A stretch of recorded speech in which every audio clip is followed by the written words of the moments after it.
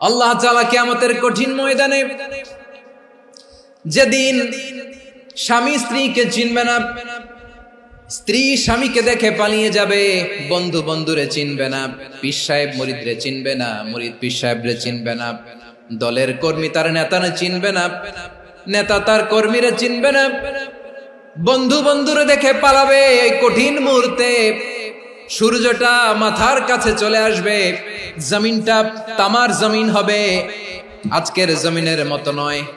মানুষ ঘর্মাক্ত, ক্লান্ত, শ্রান্ত মাথার মগজগুলো কানের ছিদ্র আর নাকের ছিদ্র দিয়ে বেয়ে বেয়ে পড়বে। বিশ্বনবী ফরমান, কিয়ামতের ওই কঠিন ময়দানে 7 শ্রেণীর ব্যক্তিকে রব্বুল আলামিন তার আরশের নিচে ছায়া দিবেন। তার মধ্যে প্রথম শ্রেণীর ব্যক্তি হলো ইমামুন আদিল, যে ইনসাফের সাথে বিচার করে, যে জাস্টিস সমাজে সার্ভ করে, যে সুশাসন নিশ্চিত করে, ওই ইমামুন আদিল। আদিল শব্দটা বুঝছেন না? ইন্নাল্লাহা ইয়া'মুরু বিল আদল, পাইছেন? আদিল।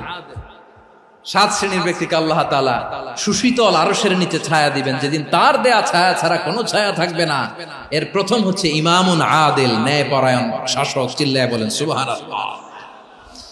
আবার বিশ্বনবী বললেন, ইন্নাল মুকসিতিনা ইনদাল্লাহি আলা মানাবিরা মিন নূর আন ইয়ামিনির রহমান। কিয়ামতের দিন যারা ন্যায় পরায়ণ হিসেবে আল্লাহর সামনে দাঁড়াবে, কিয়ামতের দিন রব্বুল আলামিন তার আরশের ডান দিকে ওই ন্যায় পরায়ণ লোকদের জন্য আরশের ডান দিকে একটা নূরের মিম্বারে তাদেরকে বসার সুযোগ করে দিবে। আল্লাহর আরশের ডান দিকে ন্যায় পরায়ণ লোকদের জন্য আল্লাহ তাআলা নূরের মিম্বার বানাবে। 4টে কেন কথা মনে করেছেন? আল আদাল, জাস্টিস।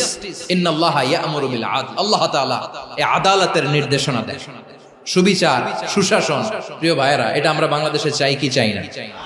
এই যে অরাজকতা, এই যে অন্যায়, এই যে জুলুম, এই যে ইনকনসিস্টেন্সি সমাজের অসঙ্গতির প্রধান কারণ জাস্টিস নাই, সুবিচার নাই, সুশাসন নাই। শেষবারের মতো আওয়াজ করে বলেন তো, আমরা বাংলাদেশে আদল চাই কি চাই না? তাহলে প্রথম নির্দেশনা শেষ। আল্লাহ তাআলা তোমাদেরকে আদলের আদেশ দেন। এরপরে আল্লাহ বললেন, আমি তোমাদেরকে ইহসানের আদেশ দেই। ইন্নাল্লাহা ইয়া'মুরু বিল আদলি ওয়াল ইহসান। আমি তোমাদেরকে যেমনি আদলের নির্দেশনা দেই, তেমনি ভাবে তোমাদেরকে ইহসানের নির্দেশনা দেই। ইহসান, আওয়াজ করে সবাই বলেন তো ইহসান। ইহসান মানে কারো প্রতি সফট হার্টেড হওয়া, মহানুভব হওয়া, অনুগ্রহ পরায়ণ হওয়া, অনুগ্রহশীল হওয়া, একে অপরের প্রতি দয়াদ্র হওয়া। একে অপরের প্রতি দয়াদ্র, অনুগ্রহশীল হওয়া ছাড়া মানবিক সমাজ কশিনকালেও গঠন করা সম্ভব না। প্রিয় ভাইয়েরা, সুন্দর আচরণ দিয়ে, ইহসান দিয়ে যা জয় করা যায়, নরম আচরণ দিয়ে যেটা অর্জন করা যায়, কঠোরতা দিয়ে সেটা পারা যায় না। বিষ্ণু ঈসা ইসলাম ইহসান দিয়ে, কোমল আচরণ দিয়ে, তার অনুগ্রহ দিয়ে তিনি অনেক কাফিরের হৃদয়কে জয় করে ফেলেছেন। সাইয়েদনা সুমামা ইবনে উসাল রাদিয়াল্লাহু তাআলা আনহুর কথা মনে পড়ে যায়। তিনি ছিলেন ইয়ামামার বাদশা। মদিনাতে বিশ্বনবীকে হত্যা করার নিয়তে এসেছিলেন। গোপনে গোপনে বিশ্বনবীকে হত্যা করে আবার ইয়ামামাতে তিনি ফিরে যাবেন। কিন্তু কি অবাক করা কাণ্ড, হত্যা করতে পারে নাই, সাহাবাদের হাতে তিনি ধরা পড়ে গেলেন। সাইয়েদনা সুমামা ইবনে উসাল রাদিয়াল্লাহু তাআলা আনহু হত্যার নিয়তে আসলেন, কিন্তু হত্যা করতে পারলেন না। সাহাবারা ওনাকে ধরে ফেললেন, ধরে মসজিদে নববীর পিলারের মধ্যে বেঁধে রাখলেন। সুমামা ইবনে উসাল, সিরাত থেকে শুনে, সিরাত থেকে শোনাচ্ছি, রাদিয়াল্লাহু তাআলা আনহু ইয়ামামার অধিপতি ছিলেন। বিশ্বনবীকে হত্যার জন্য আসছেন, ধরা পড়ে গেছেন, এখন মসজিদে নববীতে বেঁধে রাখছেন। তার মানে বন্দী। এখন স্ট্যাটাস কি? বন্দী, ক্যাপটিভ। তো বিষ্ণু ঈসা ইসলাম সাহাবাদেরকে বললেন, তার খোঁজ খবর নিও, সুমামা ইবনে উসালের খোঁজ খবর নিও। সাহাবারা বলেন, ইয়া রাসূলুল্লাহ, আপনাকে হত্যা করতে এসেছে, তার তো কঠিন ক্যাপিটাল পানিশমেন্ট হওয়া দরকার, কঠিন শাস্তি হওয়া দরকার। বিশ্বনবী বললেন, না, আমি যেটা জানি তোমরা সেটা জানো না, তোমরা সুমামার সাথে ভালো আচরণ করো। বিশ্বনবী সুমামার কাছে গেলেন। প্রথম দিন যে তিনি কালেমার দাওয়াত দিলেন, ইমানের দাওয়াত দিলেন, ইসলামের দাওয়াত দিলেন, রিসালাতের দাওয়াত দিলেন, আখিরাতের দাওয়াত দিলেন। পরের দিন যে বিশ্বনবী সালাতের দাওয়াত দিলেন, যাকাতের দাওয়াত দিলেন, ইসলাম কি, কিভাবে, কেমন করে পালন করতে হয় চমৎকার আর্টিকুলেট করতে শুরু করলেন। তন্ময় হয়ে সুমামা ইবনে উসাল রাদিয়াল্লাহু তাআলা আনহু বিশ্বনবীর কথাগুলো শুনতে আরম্ভ করলো। একদিন নয়, 2 দিন নয়, টানা 3 দিন বিশ্বনবী সুমামার কাছে ইসলামকে প্রেজেন্ট করেছেন, উপস্থাপন করেছেন। আওয়াজ করে বলেন, কয় দিন? 3 দিন। 3 দিন মসজিদে নববীতে বাধা। আর সাহাবীদেরকে বললেন, তার খোঁজ খবর নিও, তোমরা যে রুটি বানাও এর মধ্যে সবচেয়ে ভালো আটার রুটিটা তারে দিও, সবচেয়ে রিফাইন্ড খেজুর, যেটা পিওর খেজুর, এটা তারে দিও। আর বিশ্বনবী নিজের উট থেকে দুধ দহন করে ওনার বাড়ির এক কর্মচারীকে বলেছেন, দুধ দহন করে সুমামার জন্য নিয়ে যেও। সুবহানাল্লাহ পড়বেন না? সবাই তো অবাক, ইয়ামামা থেকে আসছে নবীকে হত্যা করতে, বিশ্বনবী দেখে তারে জামাই আদর করে। একদিন নয়, 2 দিন নয়, টানা 3 দিন বিশ্বনবী এভাবে সুমামার কাছে যেয়ে ইসলামকে প্রেজেন্ট করতে আরম্ভ করলেন, ইসলামকে উপস্থাপন করতে শুরু করলেন। আর তাকে চমৎকার এন্টারটেইনমেন্ট, আপ্যায়ন দিতে আরম্ভ করলেন। টানা 3 দিন যখন ইসলামের দ্য বিউটিজ অফ ইসলাম, ইসলামের সুমহান বাণী, সৌন্দর্য তার কাছে উপস্থাপন শেষ, তাকে আপ্যায়ন শেষ, বিশ্বনবী বললেন সাহাবাদেরকে, যাও এবার সুমামার হাতের পায়ের রশি দুটো খুলে দাও। সাহাবারা তর্ক জুড়ে দিলেন, লা ইয়া রাসূলুল্লাহ, এমনটা করবেন না, তো ভয়ঙ্কর ভয়ঙ্কর খুনি, কি জানি কি হয়ে যায়। বিশ্বনবী বললেন, না, তার হাতে পায়ের রশিগুলো খুলে দাও। সাহাবারা বিশ্বনবীর কথা মতো তার হাতে পায়ের রশিগুলো খুলে দিল। সুমামা মুহূর্তের মধ্যে মসজিদে নববী থেকে বের হয়, ইয়ামামায় ফিরে না যে মসজিদে নববীর পাশে একটা খেজুর বাগান ছিল, সেখানে চলে গেলেন। সেখানে একটা ছোট্ট কুয়া ছিল, কুয়ার পানি দিয়ে তিনি গোসল করলেন। সুবহানাল্লাহ পড়েন। কুয়ার পানি দিয়ে গোসল করে মসজিদে নববীর সামনে এসে বিশ্বনবী এবং সাহাবাদের সামনে দাঁড়িয়ে সাব্বাবা উঁচু করে বললেন, আশহাদু আল্লা ইলাহা ইল্লাল্লাহ ওয়া আশহাদু আন্না মুহাম্মাদান আবদুহু ওয়া রাসূলুহু। আমি সাক্ষ্য দিচ্ছি আল্লাহ ছাড়া কোনো ইলাহ নাই, আর মুহাম্মদ আল্লাহ তাআলার প্রেরিত বান্দা এবং রাসূল। প্রিয় ভাইয়েরা, ইহসান দিয়ে যা জয় করা যায়, কঠোরতা দিয়ে সেটা কঠিনকালেও জয় করা যায় না। আওয়াজ করে বলেন, ঠিক কি না? এবার সুমামা দাঁড়িয়ে বলে, ওগো নবী, আমি তো কালিমা পড়ে মুসলমান হয়ে গেলাম, এবার শোনেন, এই মুহূর্তের আগে আপনার চেহারার চাইতে নিকৃষ্ট কোনো চেহারা আমার কাছে ছিল না, কিন্তু শাহাদা পাঠ করার পরে আপনার চেহারার চাইতে উত্তম শ্রেষ্ঠ কোনো চেহারা আমার কাছে আর নাই। ও নবী, আজকের দিনের আগে ইসলাম ধর্মের চেয়ে নিকৃষ্ট অপছন্দনীয় কোনো ধর্ম আমার কাছে ছিল না, কিন্তু এই মুহূর্ত থেকে ইসলামের চেয়ে সেরা শ্রেষ্ঠ পছন্দনীয় কোনো ধর্ম আমার কাছে নাই। নবী গো, আজকের দিনের আগে মদিনার চাইতে অপছন্দনীয় নিকৃষ্ট কোনো শহর আমার কাছে ছিল না, কিন্তু এই মুহূর্তের পর থেকে মদিনার চাইতে কোনো শ্রেষ্ঠ শহর আমার জানা নাই। সে ছিল গমের বড় ডিলার, গম বেচত। কি বেচত? তার গম কিনে মক্কার লোকেরা রুটি খাইতো। সে ঘোষণা দিল, আজকে থেকে মক্কাবাসীদের জন্য সব গম আমি হারাম করে দিলাম, মক্কাবাসী এখন না খেয়ে মরে। সুবহানাল্লাহ পড়বেন না? মক্কাবাসী বিশ্বনবীর কাছে আসলেন, এসে বললেন, মুহাম্মদ, আমরা তো তোমার ভাই, তোমার চাচা, তোমার ভাতিজা, তোমার আত্মীয়, তুমি সুমামারে বলো সে যেন আবার গমের সাপ্লাই মক্কার জন্য অনুমতি দিয়ে দেয়। বিশ্বনবীর অনুমতি ক্রমে সুমামা আবার মক্কাতে গম পাঠাতে শুরু করলো। পড়েন সুবহানাল্লাহ। ইহসান, ইহসান দিয়ে আপনি যেটা জয় করতে পারবেন, you can win the heart of your enemies. ইহসান দিয়ে আপনি আপনার শত্রুর হৃদয়কে জয় করতে পারবেন। এজন্য আল্লাহ বললেন, ওয়া আনফিকু ফি সাবিলিল্লাহি ওয়া লা তুলকু বিআইদিকুম ইলাত তাহলুকা ওয়া আহসিনু ইন্নাল্লাহা ইউহিব্বুল মুহসিনিন। তোমরা আল্লাহর রাস্তায় দান করবে আর নিজেরা নিজেদেরকে ধ্বংসের হাতে ঠেলে দিও না। তোমরা একে অপরের প্রতি ইহসান করবে, কারণ ইহসানকারীদেরকে আল্লাহ বড় ভালোবাসেন। সুবহানাল্লাহ পড়েন। আবার সূরা রহমানে আল্লাহ বললেন, হাল জাযাউল ইহসানি ইল্লাল ইহসান ফাবিআইয়ি আলা, সবাই পড়েন, ফাবিআইয়ি আলাই রাব্বিকুমা তুকাযযিবান। ইহসানের প্রতিদান হিসেবে ইহসানি হয়। বিশ্বনবী সুমামার প্রতি যেমন ইহসান করেছেন, সুমামাও ঠিক তেমন ইহসান ফিরিয়ে দিয়েছে। ঠিক কিনা বলেন? তাহলে এক নম্বরে হচ্ছে আদ, ন্যায় বিচার। দুই নম্বরে সবাই বলেন ইহসান, সদাচরণ। ইহসান দুই ধরনের প্রিয় ভাইরা, ইহসান ফিল ইবাদা, ইহসান ফিল মুআমালা। ইহসান ফিল ইবাদা হচ্ছে একাগ্র অনুভবে ইবাদতে ডুব দেওয়া, এর নাম ইবাদতের ইহসান। সুবহানাল্লাহ পড়ুন। বিশ্বনবী বলেন ইহসান মানে কি জানো নাকি?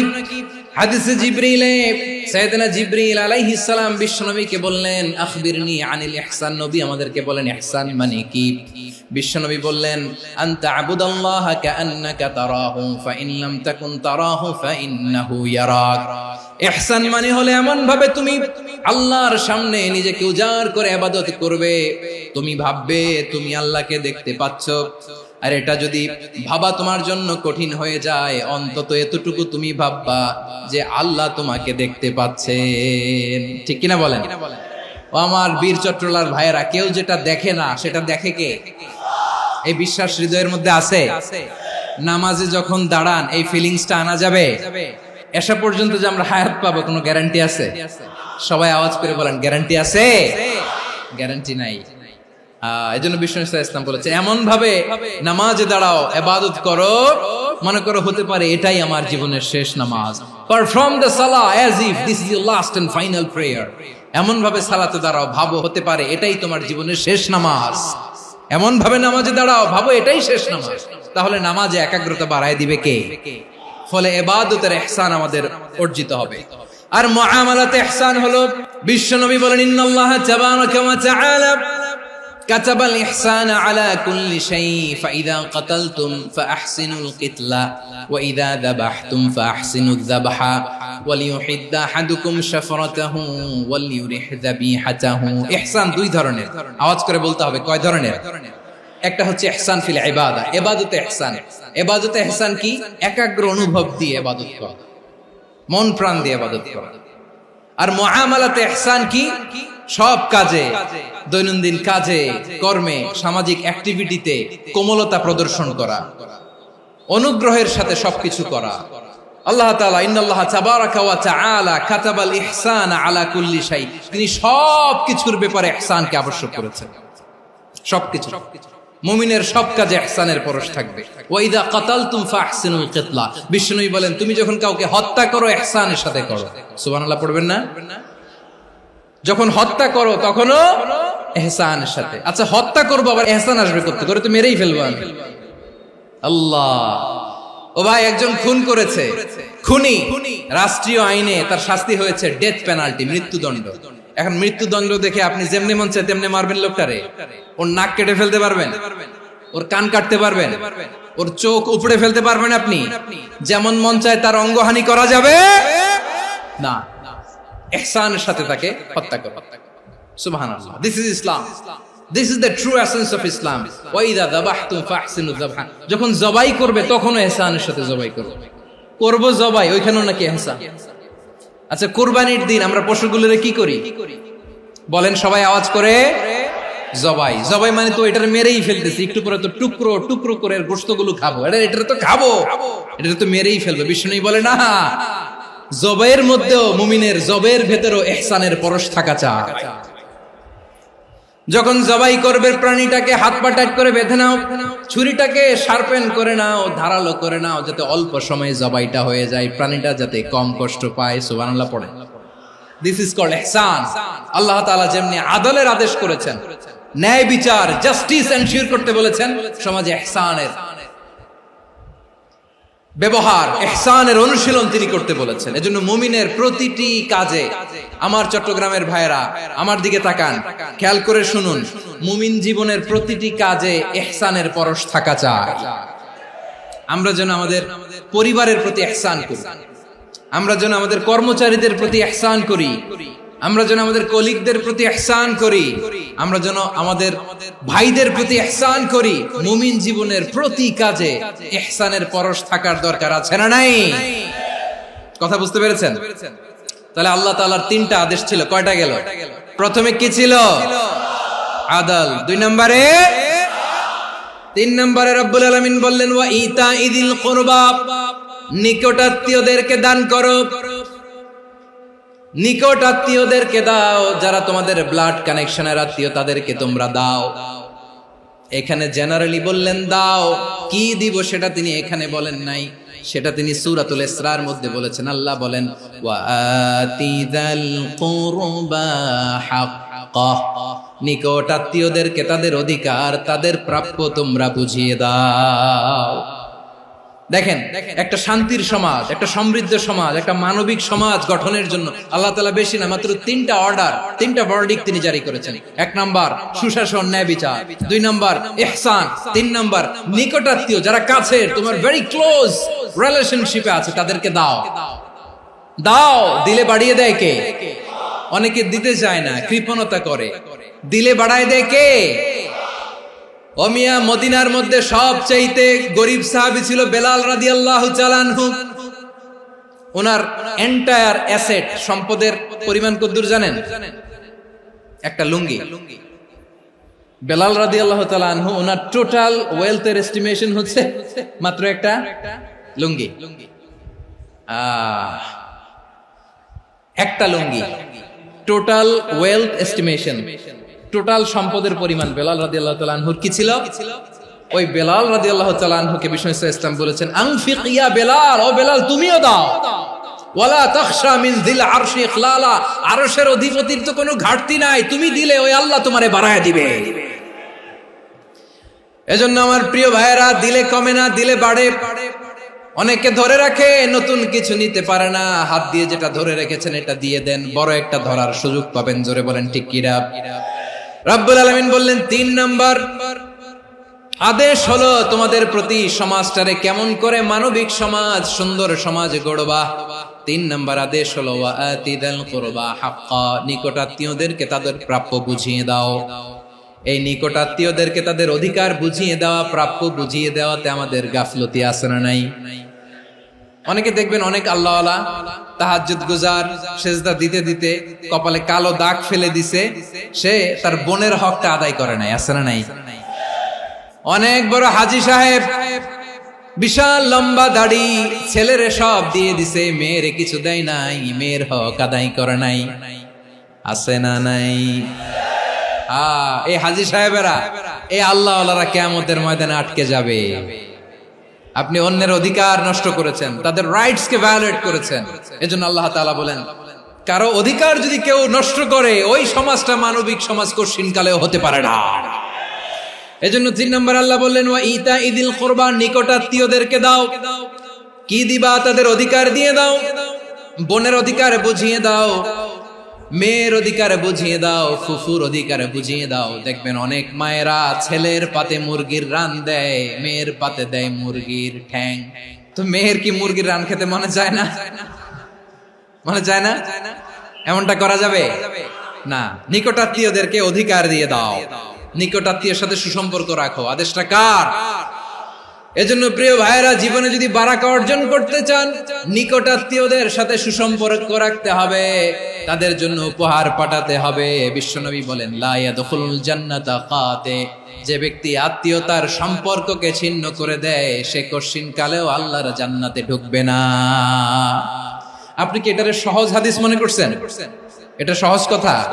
আপনি ভাবছেন আপনার নামাজ আপনারে বাঁচাতে পারবে, আপনার রোজা বাঁচাতে পারবে, আপনার তাহাজ্জুদ আপনারে বাঁচাতে পারবে?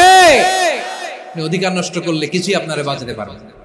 এজন্য নিকট আত্মীয়দেরকে দিতে হবে বেশি বেশি। বিশ্বনবী বলেন ইন্না সাদাকাতা আলাল মিসকিনি সাদাকা ওয়া আলা যির রাহিমি ইসনাতান সাদাকাতুন ওয়া সিলা। মিসকিন রে দান করলে শুধু দানের সওয়াব হয়, নিকট আত্মীয়কে দান করলে দুইটার সওয়াব হয়, সাদাকার সওয়াব হয়, আবার আত্মীয়তার বন্ধন অটুট রাখার সওয়াব হয়ে যায়।